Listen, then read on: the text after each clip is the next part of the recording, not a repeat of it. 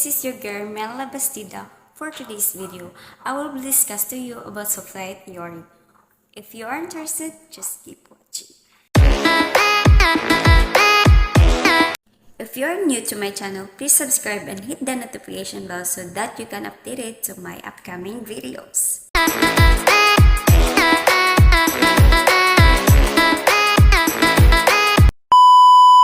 So now, I will be discuss to you about the supply theory. But first, let me explain to you what is supply. Supply is a fundamental economic concept that describes the total amount of a specific good or service that is available to consumers. It can relate to the amount available price or the amount across of displays of a graph that it is ability of consumers to purchase a given amount of a goods or service at a given price. Supply is the willingness of sellers to offer a given price quantity of goods or services. There are four under the firm supply, and these are types of firm, supply functions, law of supply, and producers surplus. Let's discuss first the types of firm. The first types of firm is sole proprietorship. A sole proprietorship is someone who owns an incorporated business by himself or herself. It is a business that can be owned and in control. The next part of types of firm is a partnership. A partnership consists two or more people who combine their resources to form a business and agree to share risks, profits, and losses. Corporation is an organization business entity that is owned by its shareholders, usually a group of people or a company authorized by the state to act as style of entity and recognized such in the law of certain purpose. A corporation provides more personal assets liability protections to its owners than any other entity type. We are done to the types of firms, and now we are going to explain the supply functions between price and quantity of goods and supplied. The supply functions describes the effect that changes in one variable have on another. Supply function can be described with three variables: price, quantity supplied, and marginal cost. The third one is the law of supply. The law of supply states the other factors remaining constant. Price and quantity supplied of a good are directly related to each other.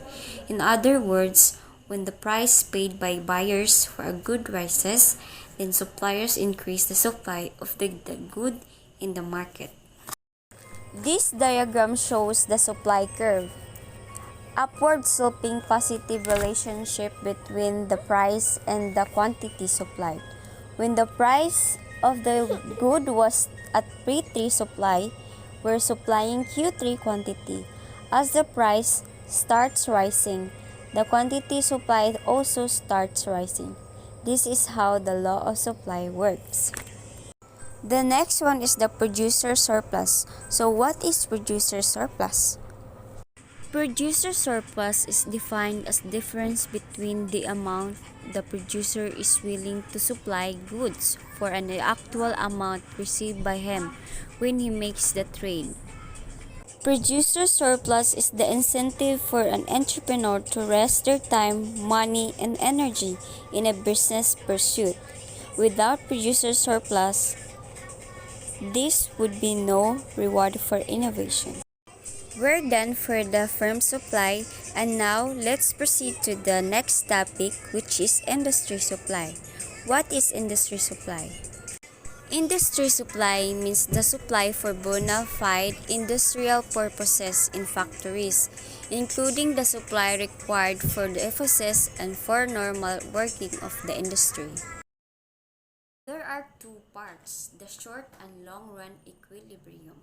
Short-run equilibrium is when the aggregate amount of output is the same as the aggregate amount of the demand.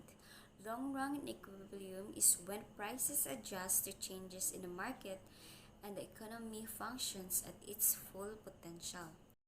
Next is a zero profit. In other words, it occurs when the revenue of a firm minus its explicit cost and minus implicit cost is equal to zero. Used when a company's total costs are equal to its total revenues, which means its economic profit equal to zero. Usually, when a company is competitive and has revenues that cover its expenses, it can report a zero economic. The next one is rental rate. The rental rate price of a capital asset is the unit cost for the use of the asset for one period, that is the price for employing or obtaining 1 unit of capital services. The rental price is also referred to as the capital service price of a capital good or the user's cost of capital. The next part is price. The price of product online determines how much margin that product will make, a portion of which can be used for marketing. If the product has high margins, marketers have more money to market a product. So, that's all for today's video. Don't forget to like and subscribe my channel.